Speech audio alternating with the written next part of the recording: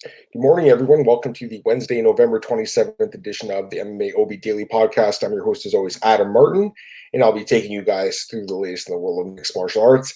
I am doing this podcast a little bit earlier today on Wednesday. MMAOddsbreaker.com is actually going through a few renovations right now that should make the site better for everyone. So the site will probably be down for a little bit today, but the podcast will obviously be available at YouTube and everywhere else you listen to the podcast, iTunes, Spotify, SoundCloud, Anchor, Google Podcast, everywhere. So I just want to get it out of the way this morning before the site actually does go through those renovations. So let's get right into it. Got lots to talk about today, and I am feeling better. So thankfully, my voice should be able to hold up for the full podcast today. I haven't been feeling that good the last few days, but I'm feeling much better today. Okay, so let's start with Khabib Nurmagomedov. His father says that the contract signed, and he calls the Tony Ferguson fight a dream matchup fight, man. He says the team is extremely excited for this fight. They're glad it's getting done. According to Tony Ferguson, it's not completely signed yet. So from his side, it looks like there is some pressure to accept the fight, the offer the UFC's given, but I feel like he's going to wait a little bit. This fight has to happen. There's no other fight that's going to happen. So I think Tony will actually get what he wants here. The UFC, I think, will eventually, I wouldn't say cave, but I think they'll give Tony a better offer than probably what he's getting right now. Khabib obviously is going to make a ton of money. Khabib's father said for the last fight, I think he made $6 million, like not disclosed, but that's what I think his father said. So I'm assuming Tony wants at least a few million. It won't be disclosed, obviously. It'll be much less disclosed. I'm assuming he'll probably get like 500,000 disclosed, but I'm sure he's going to wait out for a little bit for some extra cash, and he deserves it. And like Khabib's father says, this is a dream match for fans. Like he mentioned, and I've mentioned this last couple podcasts this week, this is the first time in UFC history 2 guys on 12-fight win streaks will be meeting for a UFC title. That's incredible. And 12-fight win streaks inside the octagon, of course. Khabib has a 28-fight win streak. He hasn't lost in his career. Tony Ferguson is incredible, too. 15-1 in UFC. So that's an amazing record. It truly is a dream fight. I absolutely love this matchup. Can't wait for it. All the fans are excited for it.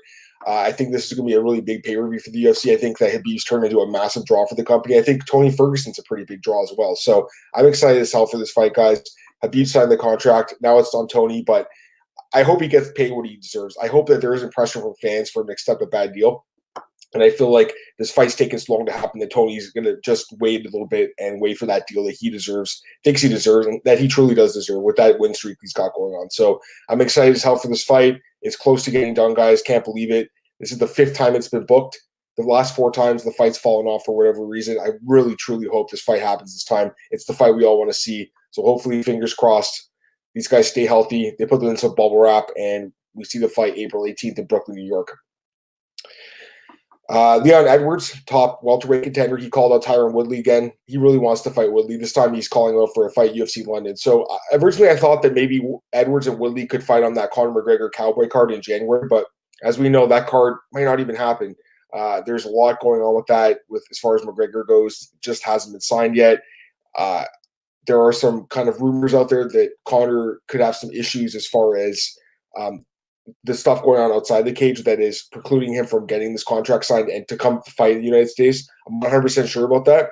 I don't think any of us are at this point, but it's kind of weird it's taking this long. Like they already know they have Cowboy as the opponent. Why is it taking this long? There must be something else going on outside of the cage, and I truly believe that's what's going on. So hopefully that fight does happen, but I'm not really holding my breath at this point. I mean, it's nearly December. Next week is December, and that fight is supposed to happen January 18th.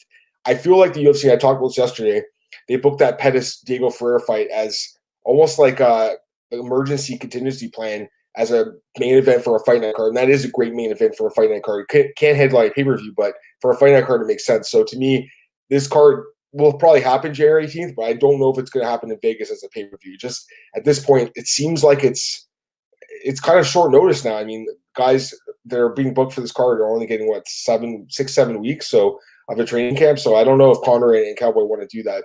We'll see what happens. I do want to see that fight. I just feel like maybe it's not going to happen at this point, and that's why you see a guy like Edwards calling out Woodley for UFC London in March, not for this McGregor card in January. Like, Woodley hasn't fought since last March, so he's got to get a fight. I know that he feels like he deserves a title shot, but the truth is he got dominated by Usman, and he needs to get another win. So Edwards, nice win streak, 8-fight win streak. This fight makes a lot of sense. I like this matchup. I'm not saying it's going to be the most exciting fight. I feel like it could be a not so entertaining fight based on the style matchup, but it's a fight that makes sense. Edwards wants a title shot. He needs like that big marquee win. The Rafael dos Anjos win was a step in the right direction, but he needs a bigger win than that. Woodley would be that win. And for Woodley, this is a really stacked division. And if he wants to remain relevant, he's got to get another win against the top guy, and Edwards would be that guy. So this fight makes sense. UFC London co-main event to Robert Whittaker and Darren Till, which, again, is not official as the main event, but which seems extremely likely. That makes total sense as the top two fights in that card. A couple of guys have been cut from the UFC, a couple of decent fighters, Taric, Saffiedine, and Sergio Moraes. So they both been released from the UFC. Taric Saffiedine, I have interviewed him years ago when I worked at the Score. So it was probably like 7 or 8 years ago when he was the Strikeforce champion. This guy he was a really good fighter at one point, but he hasn't fought in 2 years, almost 3 years since June 2017, excuse me. And he actually is on a 3-fight losing streak against RDA, Thurman Kim, and Rick Story. His last win was against Jake Ellenberger in January 2016. So he hasn't won a fight in a while. He did have some really good performances back in Strikeforce. Like the Nate Marquardt fight was a clinic. He looked amazing in that fight. I believe that was the last Strikeforce card. Yes, it was it was the last Strikeforce card. He looked amazing in that fight. Came to the UFC, only went 2-4. He did have a nice win over Hung-Yu Lim. It was the fight of the night. It was a great fight. That was main event, actually. It was almost 6 years ago, which is insane to think about. But that was a tremendous fight. Go back and watch the fight if you guys haven't. Hung-Yu Lim versus Taric Saffiedine. Incredible matchup. Love that fight. That was almost a classic in many ways. But yeah, overall, I think that he didn't perform the way some of us expected in the UFC, because in Strikeforce, he really was a good fighter. Like, he had some nice wins, a lot of decisions, but still a very sound technical fighter. And the 2-4 record in the UFC just didn't cut it. So, he had an okay career, lost to some really good fighters. It is what it is. So yeah, as far as getting cut goes, it would have been nice to see him get another fight, but at the same time, 2-4, and he hasn't fought since June 2017. I'm surprised it took this long for him to be released. Like, I feel like he could have been released a lot sooner. As far as Sergio Moraes goes, I'm not surprised at all he's been cut. Unfortunate because, he's a nice guy and people really like him in Brazil. But again, he is just not getting the job done. And his last call fights were all very good performances, 3 straight losses. Got knocked out by James Krause 2 weeks ago. Got knocked out by Warley Alves earlier this year, and also lost to Anthony Rocco Martin. So he had a really rough year, 3 straight losses. It does concern me a little bit for guys like Ben Saunders and Tim Means and guys like that fought him last year that lost to him. They could be in the chopping block next. I mean, they're exciting guys, Saunders and Means, so maybe they would stick around a little bit longer. They're a little bit more exciting than Moraes. But yeah, Moraes, you know what? He actually had a decent run in the UFC. Overall, he had an 8-4, 8-5, and 1 draw. So that's not a bad run. But again, he hasn't won a fight in over a year against Ben Saunders. He had some nice wins, though. Omari Akhmedov, who's a ranked fighter right now. Neil Magny, who's a ranked fighter. And, of course, Tim Means and Ben Saunders. And also Davey Ramos. So he had some good wins. And at one point in time, he looked like a real solid contender, but just kind of fallen off, and his chin's not that great either. He's been knocked out 4 times in his career, so including 3 times in the UFC. So you know what? This guy at age 37, I think he could possibly retire, but maybe he'll take a fight, maybe in jungle fight. Maybe he goes to like 1 championship with Horizon. I'm not too sure what's going on with Moraes, but 3-fight losing streak. The UFC's cutting guys. It's not a shock to see him go, although it's kind of sucks that, wow, I mean, it's been like, 2 weeks? He didn't get much time before they let go of him. Couple other things here. TJ Dillashaw, he's calling out Floyd Mayweather now. I mean, when I saw this headline, I was just like, wow, like, really? Like, this guy, TJ Dillashaw, listen, a couple of years ago, I mean, he arguably was the best pound-for-pound fighter in the sport. Like, he really was incredible. And on such a nice run, and some of the wins he had were so amazing. Like, obviously the Burrow fights and also like Garbrandt the 2 times as well. He had some amazing performances, but man, he tested positive, and I know he's going on his little media tour right now, and he's talked about he's manned up, which I can respect the fact he's manned up. But this guy still cheated though, and he was cheating knowingly. So to me, it's a guy that I lost a lot of respect for. Even though he is manning up to it, I just you can't trust this guy anymore. So as far as him boxing Floyd Mayweather goes, I personally don't think that's a fight that anyone's interested in. I mean, this is not a fight he would get. He's not a draw. And he just tested positive. Floyd would never entertain this fight. I think the UFC probably laughed when they heard this. It's just not every fan and media member that's talked about this is just kind of like scoffed at it. It doesn't make any sense. This guy should really just focus on kind of fixing his image, because I feel like his image is tarnished a little bit. So, I don't have anything against TJ. Like, personally, I have met him before. He was super nice to me. He's cool.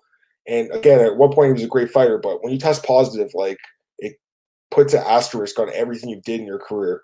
So unfortunately, he has kind of rebuilt his name at this point, and calling on a guy like Floyd Mayweather, I don't feel like is the right way to do that. But I digress. Quinton Rampage Jackson is another MMA fighter who wants to box. He says that he's interested in boxing. He said that he wanted to box way back in the UFC days, never got done. He says he'll box anyone except for Deontay Wilder, who, by the way, has been booked to fight Tyson Fury in a rematch in February. That fight, I believe, is official actually now. I saw a headline this morning. So I think that fight's official for February, I believe, 22nd, something like that. So great fight, obviously, there. But yeah, Rampage, boxing, I mean, maybe. But, you know, for me, you should focus on Fedor. And I think Ryzen could possibly set up a boxing match for him, or DAZN with Bellator could set up a boxing match. So I feel like Rampage, he's 41 years old now. He did come off a nice win over Wanderlei in his last fight, but overall, this is a guy at the tail end of his career. If he wants to box, I don't have a problem with it necessarily, but it's just got to be an opponent that makes sense. Maybe they can find someone for him to fight on DAZN. Cindy Dandois, former UFC bantamweight fighter, and also a former Victa and Bellator fighter, unfortunately was the victim of really a vicious assault by her ex-boyfriend, who's also an MMA fighter, Musti Brika. He was named in a Belgian Flemish newspaper. So this is tough to talk about because, man, she posted some pictures online and it's pretty bad. Allegedly, the incident, and there's witnesses there. At this point, I'm not sure if we have to use the word alleged. It looks there's witnesses. So, I mean, to me, it's something that this guy is going to be in really big trouble for, obviously. He should. Her face got broken. Her nose got broken. Her face got keyed up. The guy used the key to cut her face open. She said she'll have a scar for life. Very sad stuff. Cindy also said that, you know, she doesn't want to see her ex-boyfriend go into prison. She'd like to see him, you know, kind of become a better person about this. But to me, this guy needs to go to jail, obviously. And the fact that he's an MMA fighter himself, he actually is a Cage Warriors veteran. He's fought there before. They were supposed to both fight in a fight card in Greece in 2 weeks. Al Zudino at bjpen.com, he confirmed that Cindy Dandois will still fight in this card. You know, I'm a little skeptical about that, I'll be honest, because that fight's supposed to take place in 2 weeks and her face is all mashed up right now. So I don't know if she'll be able to clear the fight. It's possible. She's a strong woman, obviously. You know, she went through a lot in this, and I respect her. But 2 weeks from now to take a fight like that after the assault she just endured, I'm not sure if that's a great idea. So we'll see what happens there. But as far as her ex-boyfriend goes, I mean, I'm not. I guess it depends if she presses charges. But at this point, it might be something where the police can just press their charges because they have witnesses. So this guy's in trouble, man. And I hope she feels better. The pictures are very disturbing. You can see them at bjpen.com. They did the article yesterday. Very, very disturbing, very sad stuff. And I hope she feels a lot better. A couple of fight announcements here. UFC Raleigh gets a heavyweight bout between Aleksa, Camur, and Justin Ledet. So this is an interesting fight. This Camur guy, obviously, is a protege of Stipe Miocic. He's a very good prospect, 5-0 in his career. So he's really young at 24, strong style fight team. 5-0, he had a nice win over Fabio Charant on the Contender Series. Only been fighting since 2017, so pretty new fighter. And actually, excuse me, it's a light heavyweight bout. And Justin Ledet, of course, moved down to light heavyweight, I think, last year. He's 9-2 overall in his career. He had a couple of nice wins as far as UFC career against Chase Sherman, Mark Robier, and Zanyu. But since then, he lost to Alexander Rakic and Johnny Walker at light heavyweight. The move has not panned out for him. Coming off that nasty knockout loss in just 15 seconds to Johnny Walker. This is a setup fight for Camur. You know, at one point in time, I actually thought Ledet had a really good skill set with the boxing and the ground game, but he's just looked really bad and lost at light heavyweight. This is a guy that probably should move back up in weight. Sometimes moving down in weight is not the greatest idea eventually. So I think that in this case, it's kind of proven that he should have stayed up in weight. So yeah, you got to go with Camur here, and I think he probably gets the job done in impressive fashion. And the other fight announcement is a women's fight between Virna, Jandiroba, and Mallory Martin. That will take place at UFC Washington, D.C. Virna Jandiroba, she has had one fight in the UFC. She lost the decision to Carla Esparza. She is a former Invicta FC strawweight champion. She was 14-0 before the Esparza fight. No shame in losing to Carla Esparza. Carla Esparza is a very good fighter, very underrated fighter. Just someone that people just kind of write off because she's so small and really only has one skill, which is wrestling, but she's very good with that skill. So in my opinion, no shame with that loss. I don't think that's a bad loss. And Jandiroba before that had, like I said, had 14 fights in a row of wins. And then she'll take on Mallory Martin here, who's coming off a win in Contender Series as well. She had her last fight in Invicta. She overall is 6-2 in her career, coming off a win over Cynthia Arcio in Invicta. And again, she had that win over Nicole DeSegni on Contender Series on a 5-fight win streak overall.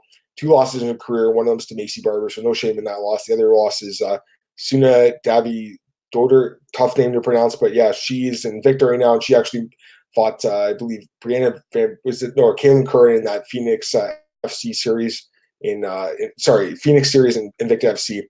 So she's not a bad prospect herself. So this girl doesn't have bad losses by any means. But Jandiroba is a very dangerous fight. This is almost like an Invicta fight in many ways. But the winner of this fight for sure will take a step up in that women's strawweight division. My lean would be Jandiroba just based on the fact she's had a full training camp. But Mallory Martin is a pretty skilled fighter, so we'll see what happens there. The only other things here, I'm just checking a look at some stuff.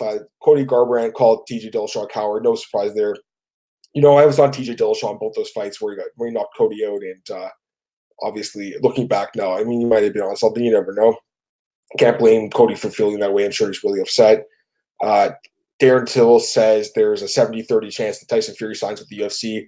We'll see about that. I'm not 100% sure about that. I just feel like the money is not going to be the same. And why would he go and risk himself to lose in MMA when he is making so much money in boxing? Like, he's probably going to make, millions and millions of dollars to fight Wilder. No doubt about it. So why would he go back and take a pay cut to fight MMA where he can get taken down, beat up? Doesn't make sense to me. I'll believe it when I see it. And Nordine Taleb announced that his next fight will be his retirement bout. So he's had a pretty good career as a Canadian fighter, obviously. And we'll see what happens as far as his next fight goes.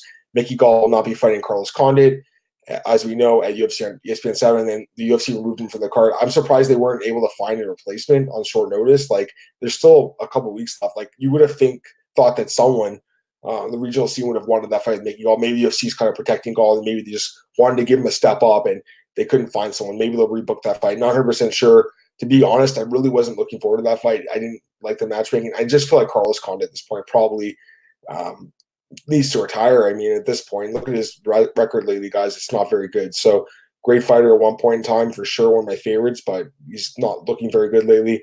And Canelo Alvarez said that he's interested in the Jorge Masvidal fight because he thinks it's going to make a lot of money, but it's not a challenge for him. And I think we could all agree that as good as Masvidal's boxing is in MMA, the actual sport of boxing is a much different animal. Okay, guys. So thanks again for tuning into the podcast today. Like I said, MMAOddsbreaker.com will be down for the rest of the day, I believe, but it should be back up by tonight or tomorrow. So no worries there. You guys can check me on Twitter at MMAdamMartin. This podcast is always MMAOddsbreaker.com, YouTube, SoundCloud, Spotify, iTunes, Google Podcasts, a lot of other places. I'm also available at bjpen.com and MMARings.net, where I just posted an article about Michael Page and the just absurd matchmaking for Michael Page. So go check that article at MMARings.net. Guys, have a great day. I appreciate you tuning in as always. I'll be back tomorrow for the Thursday edition of the podcast. Have a good one, guys. Bye.